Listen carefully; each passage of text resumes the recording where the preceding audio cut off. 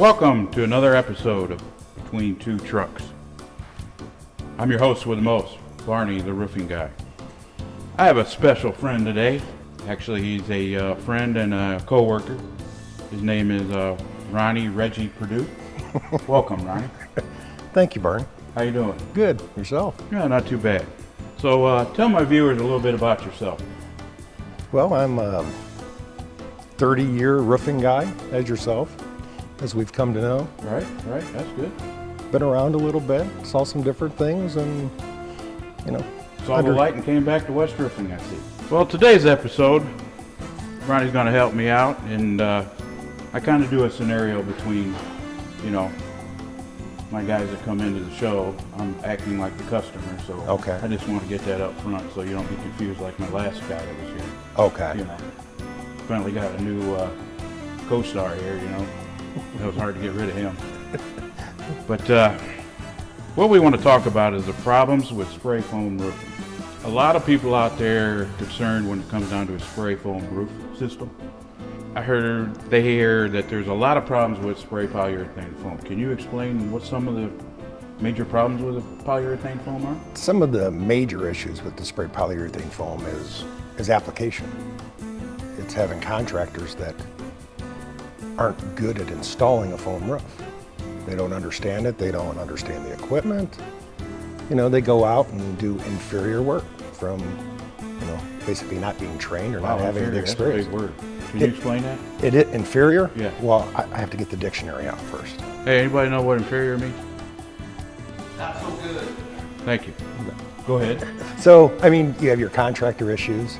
Every once in a while, we have the issues that, you know, guys are spraying the products over the wrong roof.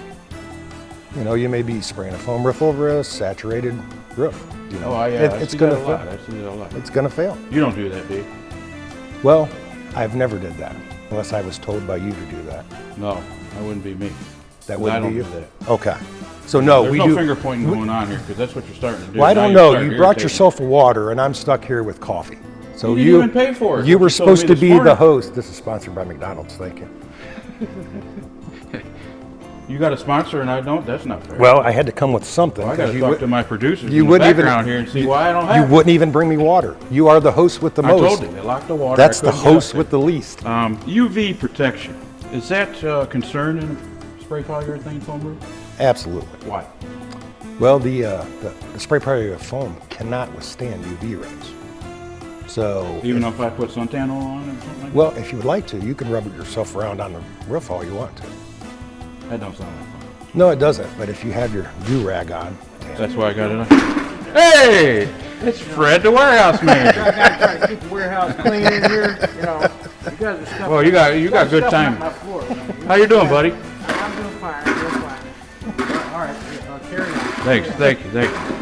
Yeah, so as far as the UV... Clean place is a happy place, right? Absolutely. All right. Appreciate that, Fred. Are we still on the UV subject, or are we moving? Well, you didn't even say hi to Fred, so what do you want me to do?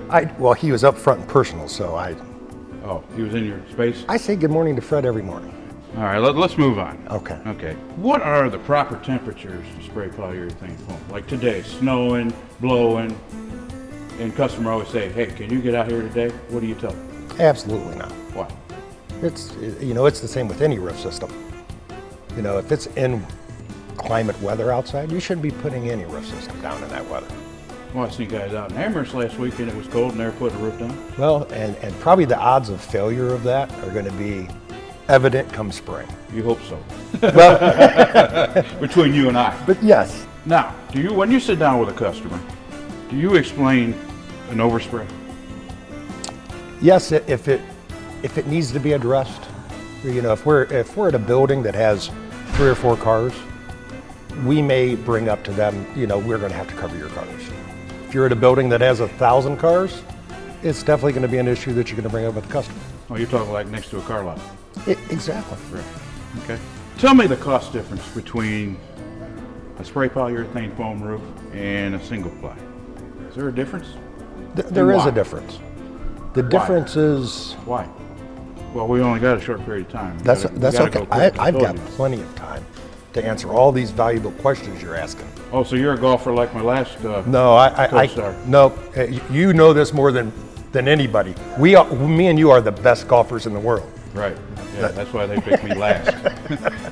No, Go as far ahead, as go the cost for spray foam versus a standard rubber roof is, rubber roofs are going to be a little bit cheaper. Generally, from what we've come across. That's it. That's all you got? No, that isn't all I am. I mean, I've to me, always there's more labor involved compared There to our is. system. I've told customers, when you look at a foam job and you look at a rubber job, if we're right next to each other, when you see all those guys walking down off the roof, coming down the ladder at the end of the day, that's your money walking away that you spend on the roof.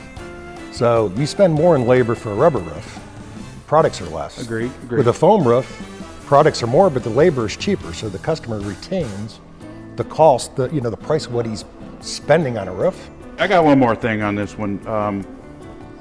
If I'm a customer, and I've heard this over, and I've done my homework online and stuff, is foam easily punctured? Yes, You know, it is. Pop a hole in it, puncture, It is. Puncture you. It is easily punctured. It's like the hole that you have right between, your ears there. Oh, yeah. That's a good answer. Hey, Bernie, Should a customer be concerned if it punctures that easy? no, because the spray polyurethane foam is waterproof. So the foam itself, you can puncture it. You can shoot an arrow up in the air and it comes straight through the roof. Now, scenario I'm talking about, if I'm a customer and you say, okay, foam's waterproof, why I got to spend extra money on the silicone if I don't need it? Because it's not going to withstand the UV rays from earlier in our subject here. Well, how come you didn't explain that earlier? You didn't ask that question earlier. Yeah, I did. No, you didn't. fulfill You asked that- about UV okay, rays. let's move on. You didn't Let's ask move about, on. or you can always use duct tape, sponsored by duct tape. All right. You renew sponsors. I better get some kickback. You do. Okay, I want to conclude. What is the number one problem with spray foam roof?